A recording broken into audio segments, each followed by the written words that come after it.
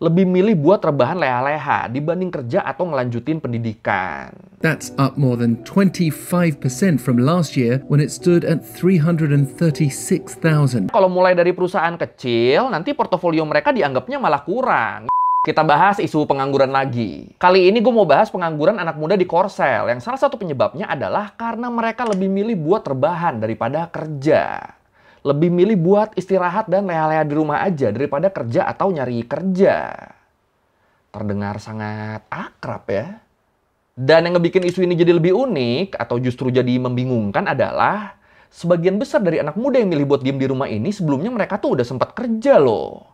Tapi terus mereka berhenti dan lebih milih buat jadi pengangguran. Tapi kok bisa ya? Di saat orang lain pada rebutan loker kan, ini mereka udah dapet kok malah dibuang gitu aja. Ini kenapa nih? Ya udah kalau gitu, ayo langsung aja kita bahas kenapa makin banyak anak muda Korsel yang lebih milih buat rebahan daripada kerja di Learning by Googling. Ya biasanya kan anak-anak muda umur-umur 20-an sama awal-awal 30-an gitu tuh kan suka digambarinnya tuh lagi ada di kondisi yang lagi bagus-bagusnya ya.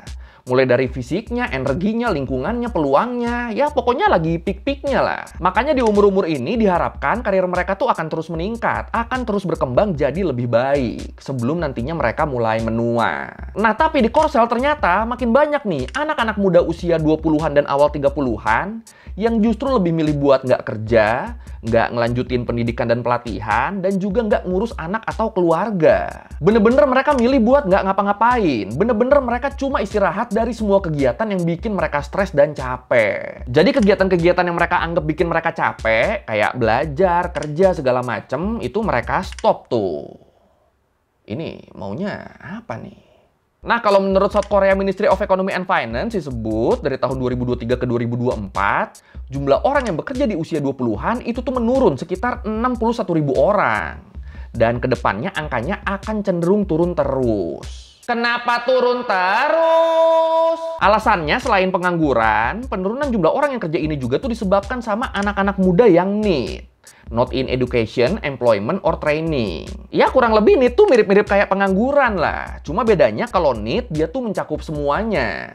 Dari mulai anak muda yang nggak lagi mengenyam pendidikan, yang nggak lagi kerja atau ikut pelatihan apa-apa. Pokoknya mau dia aktif nyari kerja atau enggak, semuanya tuh masuk golongan need. Nah kalau pengangguran itu khusus buat yang mau kerja atau aktif nyari kerja tapi nggak dapat kerjaannya. Nah kalau itu baru tuh pengangguran tuh. Jadi sebenarnya nggak semua anak-anak muda Korsel yang milih buat rebahan di rumah dibanding kerja tuh bisa disebut sebagai pengangguran ya. Soalnya banyak dari mereka yang emang nggak berusaha buat nyari kerja kan. Emang pada narik diri aja dari dunia kerja. Ya walaupun sebagian ada yang berhenti buat istirahat sambil nyari kerjaan lain, tapi banyak juga yang sengaja biar full istirahat tanpa ada keinginan buat kerja dalam waktu dekat. So why are more and more South Koreans in this age range not working, not studying, but simply resting? Dan kalau menurut Korea's Employment Trend Analysis dari Statistics Korea disebut, sebanyak 5,4% anak muda Korea berusia antara 25-34 tahun, mereka tuh sengaja beristirahat dari dunia kerja. Dan kalau dibandingin sama angka pengangguran anak muda di akhir usia 20-an, yang angkanya tuh 3,9%, ini berarti anak muda yang istirahat itu lebih tinggi persentasenya. Lebih tinggi yang milih buat istirahat daripada yang nganggur. Dan kalau menurut laporan dari Bank of Korea disebut, jumlah anak muda yang istirahat di Korea itu juga meningkat secara signifikan dari tahun 2023 ke 2024. Meningkat sebesar 25,4%. Disebut sekitar 422.000 anak muda berusia 25-34 tahun di Korea lebih milih buat diem di rumah. Lebih milih buat rebahan leha-leha dibanding kerja atau ngelanjutin pendidikan. Tapi yang menarik kalau menurut South Korea Ministry of Economy and Finance disebut, mayoritas orang dari golongan rebahan ini, sekitar 75%-nya, itu tuh sebelumnya tuh justru udah pernah kerja. Jadi mereka tuh bukan orang-orang yang baru terjun ke dunia kerja atau orang-orang yang nggak pernah keterima kerja. Enggak. Kebanyakan dari mereka tuh justru adalah orang-orang yang berpengalaman di dunia kerja. Dan gilanya, 75,6% dari semua anak muda yang istirahat ini ngelaporin kalau mereka nggak tertarik buat nyari kerja dulu dalam waktu dekat. Nggak tahu sampai kapan, pokoknya ya belum tertarik aja. Bener-bener mereka masih mau nikmatin waktu istirahat di rumah dulu sebelum balik ke situasi yang bikin stres lagi. Sebelum balik ke situasi yang berurusan sama pekerjaan. Tapi ya itu ya, baliknya nggak tahu kapan. Bisa mungkin 6 bulan, 1 tahun, 2 tahun, 5 tahun, 10 tahun, nggak ada yang tahu. According to a report released by the Bank of Korea, the proportion of economically inactive young people aged between 25 and 34 reached 422,000 in the third quarter of this year. That's up more than 25% from last year when it stood at 336,000. Nah, kalau menurut The Korea Times, di Korea sekarang tuh situasinya selain menurunnya jumlah pekerja karena banyak yang milih istirahat rebahan dulu, selain itu kualitas pekerjaan buat pekerja muda yang ada sekarang tuh disebut juga menurun loh. Jadi ada ketidaksesuaian nih antara pasar kerja sama lapangan kerja yang berkualitas tinggi. Soalnya ekspektasi anak-anak muda dalam bidang kerja kan tinggi-tinggi kan, khususnya buat yang berpendidikan. Nah masalahnya, walaupun makin banyak orang Korsel yang mampu menempuh pendidikan tinggi, tapi jumlah pekerjaan yang dianggap bagus dan berkualitas itu ya segitu-gitu aja. Nggak nambah, nggak mampu nampung semua lulusan berkualitasnya. Jadi misalnya dari dulu sampai sekarang jumlah pekerjaan berkualitas di Korea tuh segini aja. Nah padahal seiring zaman, seiring waktu, jumlah lulusan berkualitas di Korea tuh nambah terus.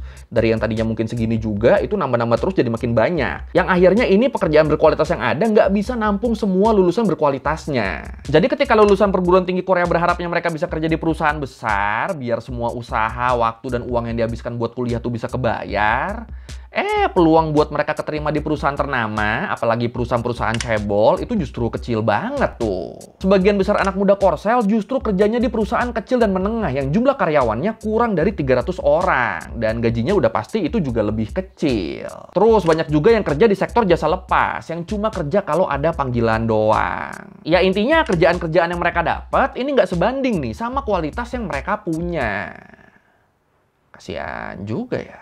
Jadi sebenarnya anak-anak muda Korea tuh mereka tuh pengennya tuh kerja di perusahaan yang bagus. Soalnya kalaupun harus capek, ya mending capek ngejar posisi yang oke kan, daripada banting tulang di kerjaan yang nggak jelas, yang jam kerjanya panjang tapi gajinya dikit. Dan ini sejalan sama survei pemerintah Korsel di tahun 2021 yang nyebut kalau cuma 4% dari anak muda berusia 13-34 tahun yang mau kerja di usaha kecil dan menengah atau UKM. Bayangin deh, cuma 4% loh yang mau kerja di UKM loh. Gila.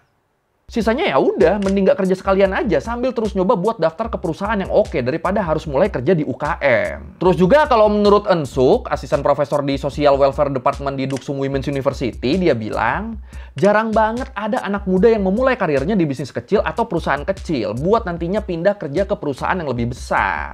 Jadi anak muda yang mau berkarirnya stepping, yang pelan-pelan dari bawah terus ke atas, itu kalau di Korea jarang banget tuh. Soalnya mereka nganggapnya kalau mulai dari perusahaan kecil, nanti portofolio mereka dianggapnya malah kurang. Yang ada malah jadi kayak ngasih kekurangan di persaingan yang ketat. Ya nggak usah sempat kerja di bisnis kecil deh. Lulus dari universitas yang kurang terkenal aja tuh kan banyak yang mandang sebelah mata kan di sana. Pokoknya bener-bener kalau lu lulusan universitas ternama, apalagi salah satu dari SKY, Seoul National University, Korea University, sama Yonsei University, 3 universitas unggulan di Korsel. Nah kalau lu lulusan salah satu dari 3 itu, baru tuh bisa dibilang masa depan lu terjamin. Tapi kalau bukan ya berarti lu harus usaha lebih keras lagi buat dapetin kerjaan yang lu mau, kerjaan yang lu harapkan. Ini keras banget ya persaingannya ya. Gila. It won't be simple though. There's been a trend since COVID-19 of entry-level jobs being unappealing, especially among Korea's highly educated younger population. It's not going to inspire them when their education level surpasses that required for the job. Nah kondisi ini akhirnya ngebikin banyak anak muda Korsel jadi kehilangan motivasi. Jadi kehilangan keinginan buat ngelanjutin kehidupan pekerjaan mereka. Kalau menurut Mail Business Newspaper disebut, di antara anak-anak muda yang ngambil jeda buat istirahat dan nggak nyari kerja lagi, sebanyak 42,9%-nya nyebut kalau alasannya adalah karena mereka ngerasa nggak akan ada kerjaan yang bisa memenuhi tingkat upah atau kondisi kerja yang mereka inginkan. Terus 18,7%-nya bilang kalau mereka tuh sebelumnya udah nyoba nyari, tapi tetap nggak dapet. Jadi ya udah, mending istirahat aja udah. Terus 13,4%-nya ngerasa kurang punya pendidikan dan pengalaman teknologi, dan 11,1%-nya ngerasa nggak akan ada lowongan pekerjaan yang bisa dia lamar. Jadi daripada usaha tapi sia-sia, ya udah mending rebahan aja udah. Sementara sisanya selain yang tadi gue sebut bilang kalau mereka lagi persiapan buat daftar kerjaan berikutnya. Terus kalau menurut Han Kroye sebenarnya ada juga nih orang yang ngambil jeda rebahan karena mereka punya kecemasan seputar kehidupan di dunia kerja. Jadi ada yang pernah ngejalanin kehidupan korporat tapi terus mereka nggak bisa beradaptasi sama tempat kerjanya. Dan akhirnya mereka mutusin buat berhenti. Nggak cuma berhenti dari pekerjaannya, tapi juga berhenti dari dunia kerja. Nggak mau-mau lagi mereka kerja akhirnya. Terus sementara yang lainnya ada juga yang emang nggak punya motivasi buat berpartisipasi dalam masyarakat. Makanya akhirnya mereka milih buat mengisolasi diri aja udah. Bener-bener menjauh dari dunia luar. Nggak cuma dunia kerja tapi juga dunia sosial. Ya ini udah parah banget nih kenanya nih kalau yang ini nih berarti nih.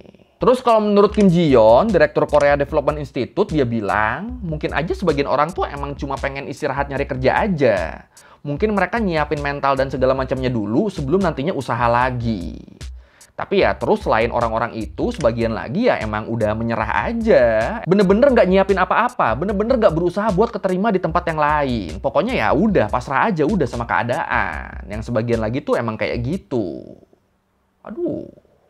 Apparently, most of them already have employment experience. Most lost their jobs involuntarily, but have decided to take a break from seeking another position or enrolling in further study without a specified reason. Oke, sekarang kita ke alasan spesifiknya. Faktor-faktor apa aja sih yang bikin mereka lebih milih buat break rebahan dulu daripada fokus kerja? Ya kalau lo ingat di video kita yang ngebahas tentang Gua Rosa dulu, di situ kan kita sempat ngebahas ya kalau jam kerja di Korsel tuh emang panjang banget. Yang bikin Korsel jadi salah satu negara OECD dengan jam kerja paling lama, yang sampai ngebikin banyak korban meninggal akibat kecapean kerja. Nah, panjangnya jam kerja ini tuh jadi salah satu faktor dari beberapa faktor yang bikin para pekerja, khususnya yang muda-muda, jadi ngerasa stres. Terus kalau menurut trivia Korea, alasan utama yang ngebikin banyak anak muda Korsel lebih milih buat diem di rumah daripada kerja adalah karena adanya polarisasi pasar kerja, di mana pekerjaan berkualitas tinggi dengan stabilitas dan gaji yang baik itu terkonsentrasi di sejumlah kecil perusahaan besar doang. Jadi cuma ada dikit banget nih perusahaan yang maju dan kualitasnya sesuai sama keinginan pasar kerja anak muda Korsel. Yang pastinya hampir semuanya adalah perusahaan besar yang persaingannya tuh ketat banget. Terus sebaliknya di perusahaan kecil dan menengah itu justru tersedia banyak posisi kosong yang butuh tenaga kerja. Cuma ya gitu, gajinya udah pasti rendah dan nggak menentu. Belum lagi perusahaan kecil dan menengah gitu kan seringkali kan mereka tuh nggak punya jaminan kerja kan. Makanya akhirnya anak-anak mudanya lebih milih buat nunggu aja udah. Nunggu peluang kerja yang lebih baik daripada ngambil kerjaan yang kurang oke, yang kurang mereka minatin. Terus alasan berikutnya adalah masalah kesehatan mental yang disebabkan oleh persaingan akademis, ekspektasi sosial, dan tuntutan pasar kerja. Yang ngebikin banyak anak muda jadi gampang kewalahan. Jadi udah kan selama sekolah di-push terus biar bisa ngasih yang terbaik dengan harapan nantinya bisa punya kerjaan yang bagus. Abis lulus malah susah banget dapat kerjaan yang oke. Yang tersedia cuma kerjaan berkualitas rendah dengan gaji rendah dan jam kerja yang panjang. Akhirnya ya pada tertekan deh mereka, pada kena mental. Akhirnya ya gitu, pada milih rebahan di rumah aja udah. So, a significant factor for this young resting population is waiting for a job they actually want, especially compared with older groups.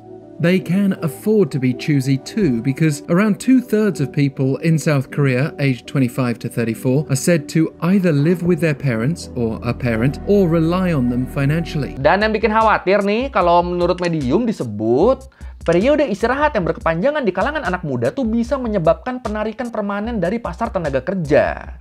Yang mana ini ngebikin adanya peralihan status jadi need. Jadi yang tadinya cuma break bentar, lama-lama jadi permanen aja rebahan nggak ngapa-ngapain. Nah kalau udah gini jelas pasokan tenaga kerja di masa depan bisa terancam rusak dong. Dan bakal nambah beban ke sistem kesejahteraan sosial negaranya. Iya dong, meningkatnya jumlah anak muda yang ngambil jeda dari dunia kerja kan jelas bisa bikin kondisi ekonomi Korsel jadi nggak stabil dong. Dan berpotensi menyebabkan produktivitas jadi lebih rendah. Dan menurunnya perekonomian di masa yang akan datang. Jadi dengan banyaknya anak muda yang ngambil jeda rebahan ini jelas memperburuk tantangan demografi Korsel nih. Soalnya makin kesini kan populasi Korsel kan jadi makin menua kan. Jadi udah kan orang tuanya makin banyak, anak mudanya makin dikit, yang muda-mudanya pada nggak mau kerja juga. Mau jadi apa coba nanti negaranya kalau kayak gini caranya? Makanya kalau menurut Kim Suk-taek, peneliti senior di Korea Labor Institute, dia bilang, buat nanggapin masalah ini, pemerintah Korsel tuh udah nerapin berbagai inisiatif. Kayak layanan ketenaga kerjaan, kebijakan perusahaan yang ramah kaum muda, dan program untuk mengintegrasikan kembali kaum muda yang terisolasi dan menyendiri ke dalam masyarakat. Tapi ya so far langkah-langkah ini yang berhasil baru dikit nih, belum efektif jadi. Makanya ngelihat ini, para pengamat nganggep kalau butuh perubahan yang lebih mendasar buat nanganin masalah ini. Termasuk reformasi pasar tenaga kerja dan dukungan kesehatan mental. Terus ditambah juga sama pelatihan pendidikan dan kejuruan, sama mempromosikan work-life balance. Terus para ahli juga bilang kalau negara tuh harusnya bisa melakukan yang lebih baik loh dengan meningkatkan prospek pekerjaan buat lulusan non-SKY.